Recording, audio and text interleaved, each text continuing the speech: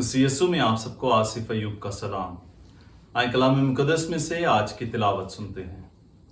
सलातीन की पहली किताब 14वां बाब, यरबाम की सजा और मौत।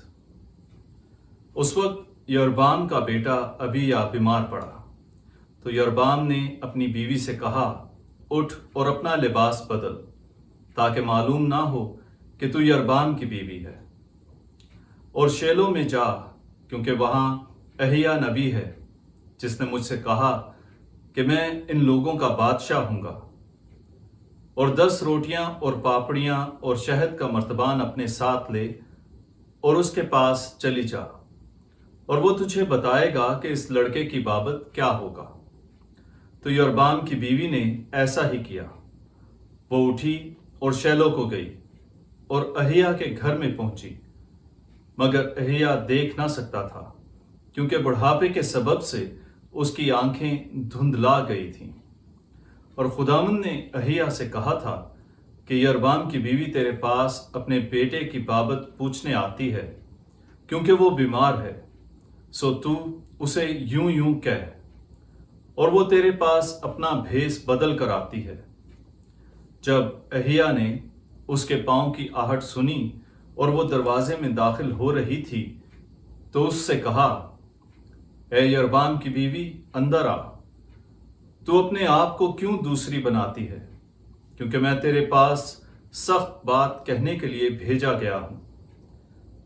जा और यरबाम से कह कि खुदावंद इस्राएल का खुदा यूं फरमाता है, चूंकि मैंने तुझे लोगों के दरमियान से बुलंद किया और अपनी कौम इस्राएल पर तुझे सरदार बनाया, और दाऊद के घराने से सल्तनत मैंने फाड़ दी और तुझे दी, और तू मेरे बंदे दाऊद की मानंद ना हुआ, जिसने मेरे हुक्मों को माना और अपने सारे दिल से मेरी पैरवी की, और वही किया जो मेरी निगाह में रास्त था। मगर तेरे काम उन सब से जो तुझसे पहले थे ज्यादा बदी के हुए, और तू फिर गया और अपने लिए दूसरे माबूद और ढाले हुए बुत बनाए, ताकि तू मुझे गुस्सा दिलाए। और तूने मुझे पीठ के पीछे फेंक दिया। इसलिए मैं यरबाम के घराने पर बला नाजिल करूंगा, और यरबाम के लिए इस्राएल में हर एक को जो दीवार पर बोल करे, क्या गुलाम क्या आजाद, काट डालूंगा। और यरबाम के घराने के बकिया को फेंक दूंगा, जैसे कोई कूड़े को फेंकता है, यहां तक कि वो नाबूद हो जाएंगे। और यरबाम का जो कोई शहर में मरा उसे कुत्ते खाएंगे, और जो कोई मैदान में मरा उसे आसमान के परिंदे खाएंगे, क्योंकि खुदावंद ने फरमाया है।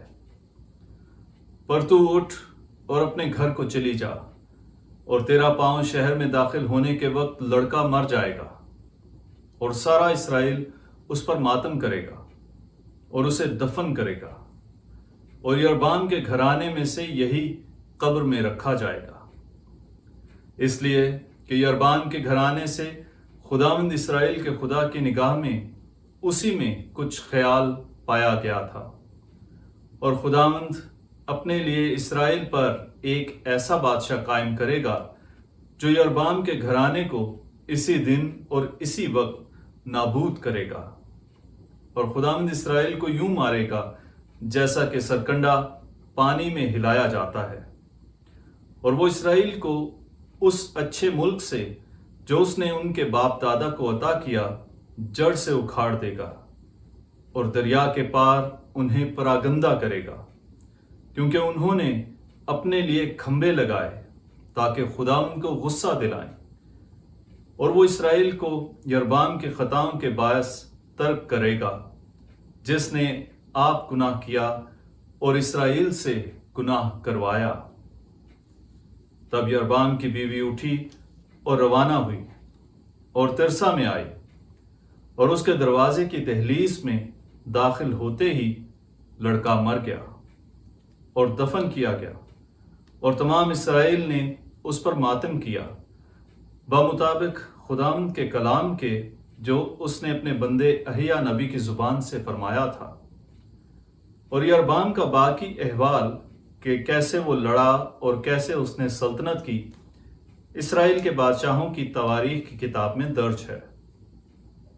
اور یربام کے سلطنت کرنے کے ایام 22 برس تھے، اور وہ اپنے باپ دادا کے ساتھ سو گیا، اور اس کا بیٹا ناداب اس کی جگہ بادشاہ ہوا۔ اور ربعام بن سلیمان نے یہودا میں سلطنت کی، اور جس وقت ربعام بادشاہ ہوا وہ 41 برس کا تھا، اور اس نے یروشلم شہر میں، جسے خداوند نے اسرائیل کے سب قبیلوں میں سے چن لیا تھا تاکہ اپنا نام وہاں رکھے، 17 برس سلطنت کی۔ اور اس کی ماں کا نام نعمہ امونیہ تھا۔ اور یہودا نے خداوند کی نگاہ میں بدی کی، اور انہوں نے اپنے گناہوں کے سبب سے جو انہوں نے کیے اسے زیادہ غصہ دلایا بنسبت ان سب کے جو ان کے باپ دادا نے کیا تھا۔ اور انہوں نے اپنے لیے اونچی جگہیں اور ستون اور کھمبے ہر ایک ٹیلے پر اور ہر ایک سبز درخت کے نیچے قائم کیے، اور ان کے ملک میں مغلم بھی تھے، اور انہوں نے ان قوموں کے سب پلیدگیوں کی مانند کام کیے جنہیں خداوند نے بنی اسرائیل کے سامنے سے دور کیا۔ اور ربعام کی سلطنت کے 5ویں برس میں مصر کا بادشاہ شیشاک یروشلم پر چڑھ آیا، اور اس نے خداوند کے گھر کے خزانے اور بادشاہ کے گھر کے خزانے لوٹ لیے، اور سب کچھ لے لیا، اور سب سونے کی ڈھالیں بھی جو سلیمان نے بنائی تھیں۔ تو ربعام بادشاہ نے ان کی جگہ پیتل کی ڈھالیں بنوائیں، اور محافظ سپاہیوں کے سرداروں کے ہاتھوں میں دیں جو بادشاہ کے گھر کے دروازے کی چوکیداری کرتے تھے۔ اور ایسا ہوتا تھا کہ جب بادشاہ خداوند کے گھر میں جاتا تو سپاہی انہیں اٹھا لیتے، اور پھر انہیں سپاہیوں کی صلاح خانے میں رکھ دیتے تھے۔ اور ربعام کا باقی احوال اور سب کچھ جو اس نے کیا، کیا یہ یہودا کے بادشاہوں کی تواریخ کی کتاب میں درج نہیں؟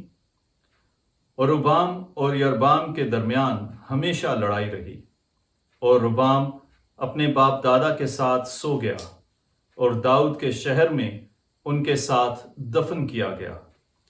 اور اس کی ماں کا نام نعمہ امونیہ تھا، اور اس کا بیٹا ابیام اس کی جگہ بادشاہ ہوا۔